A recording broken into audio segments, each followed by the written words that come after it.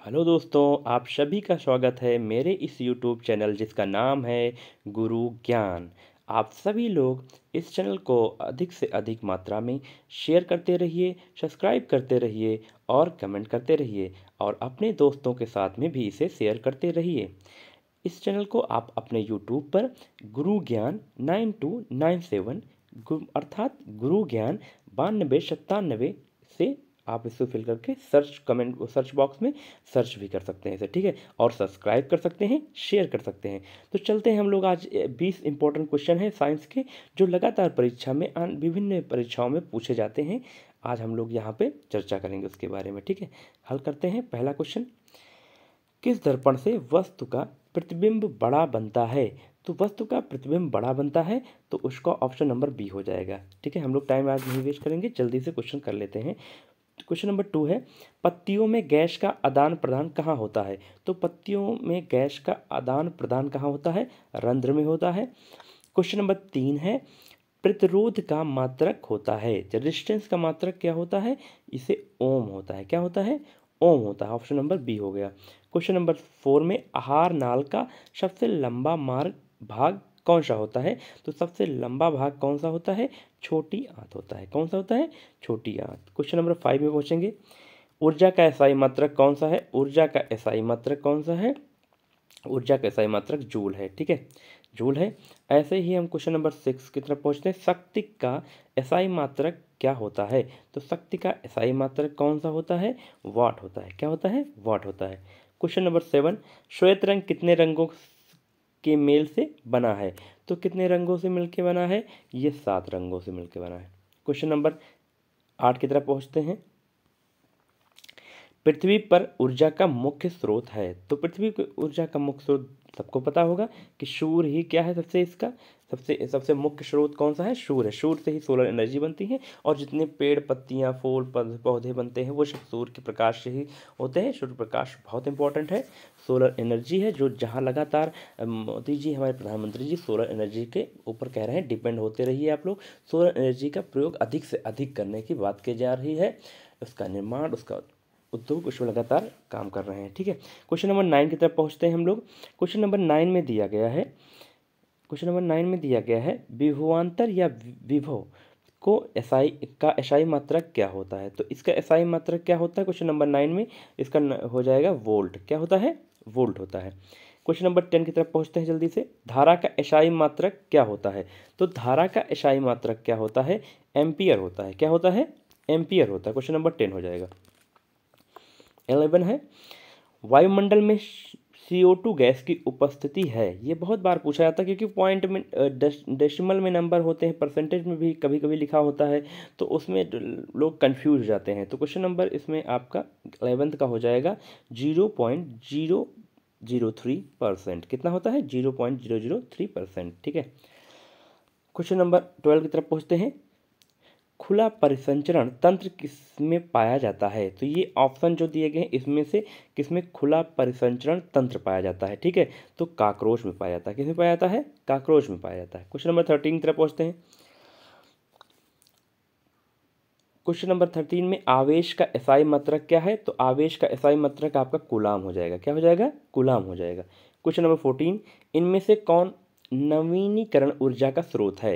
तो नवीनीकरण मतलब जो नया अभी जल्दी में ही सबसे ज़्यादा जिस पे फोकस किया जा रहा है उसमें कौन सा? सौर ऊर्जा। मैंने अभी आपको ऊपर बात की थी कि हमारे जो प्रधानमंत्री जी हैं वो सौर ऊर्जा पे लगातार बात कर रहे हैं और सौर ऊर्जा लगातार बढ़ भी रहा है उसका स्तर। आप देख रहे होंगे गाँव गाँव में पैनल रखे जाते हैं, लोग लोग अपने अपने घर पे छत पे घर के सामने रखते हैं, धूप में उनसे लाइट बल्ब जलाते हैं और मोबाइल चार्ज करते हैं।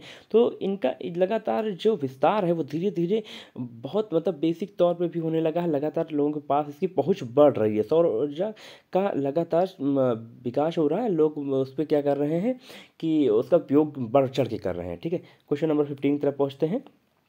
निम्नलिखित में से उत्तम ऊर्जा का स्रोत कौन सा है?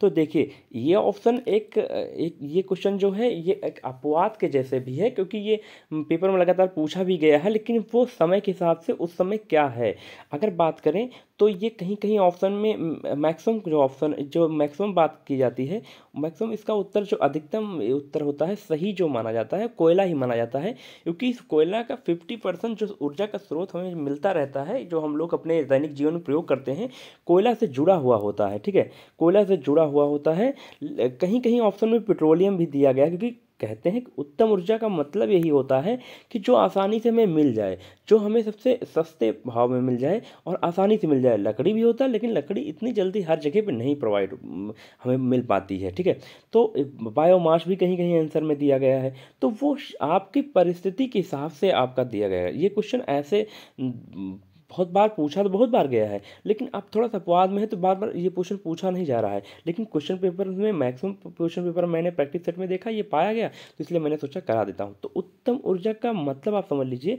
कि ऐसी ऊर्जा जो हमें आसानी से मिल जाए और सस्ते रूप में मिल जाए, उसे ही उत्तम ऊर्जा बोलेंगे। तो अभी तो हम लोग किस पे जाते हैं? कोयला पे जाते हैं। ठीक है, क्योंकि और दूसरी चीज़ क्या है कि जो बड़े स्तर तक काम कर रही है तो वो क्या है? कोयला है। कोयला से हम लोग देखिए लाइट बन रही है, कोयला से हम खदानों में कोयला में काम हो रहा है, भट्ठों पे काम हो रहा है, ईंट पत्थर बनाए जा रहे हैं। और कोयला का बहुत ज़्यादा यूज, कोयला का हम सड़कों में भी यूज करते हैं। उनका कोयले से ही हम आग से बना के वो डामर वामर जो भी चीज़ें हैं, हम लोग कोयला का अधिकतर यूज अभी तक हम आप कोयला का ही देखते आ रहे हैं। अब धीरे धीरे पेट्रोलियम का भी स्तर बढ़ रहा है धीरे धीरे। ठीक है, तो अभी यहाँ आंसर कौन सा हो जाएगा?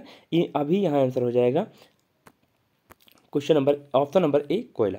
क्वेश्चन नंबर 16 की तरफ पहुँचते हैं। मनुष्य के मस्तिष्क को कितने भागों में बांटा गया? मतलब जो हमारा ये सिर है, ये मस्तिष्क है, ये हमें कितने भागों में बांटा गया है, ये आपसे पूछा गया है।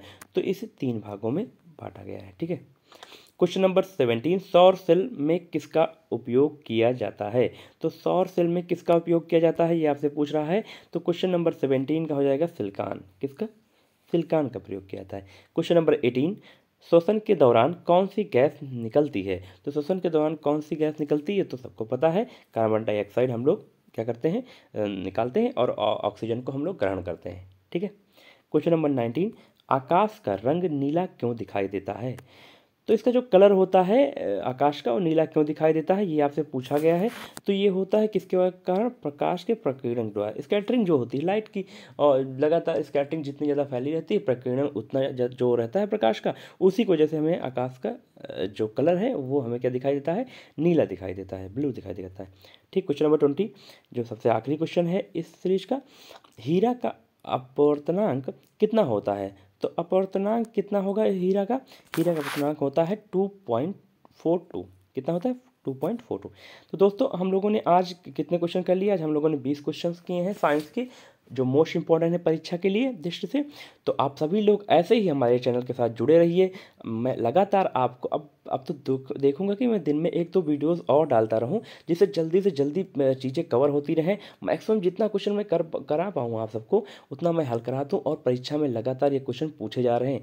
आपने देखा होगा कि मैंने जो वीडियोज़ डाले हैं और मेरी जो क्लासेस चल रही हैं ऑफलाइन, उनमें क्या हो रहा है कि लगातार आपने समीक्षा अधिकारी में भी आपने करंट से 12 से 15 क्वेश्चन आपको मिले हैं, पॉलिटी से मिले हैं, आपको इकोनॉमिक्स से मिले हैं।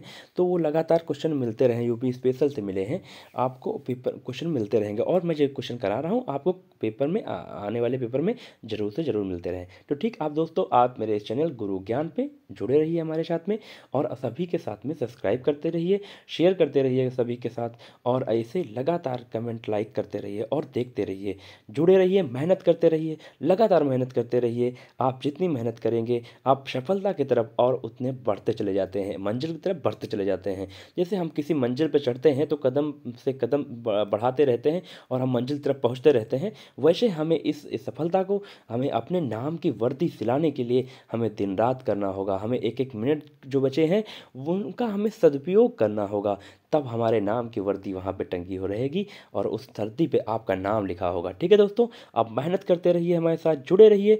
धन्यवाद, आप मेरे चैनल से जुड़े, इसको दिल से धन्यवाद। Thank you.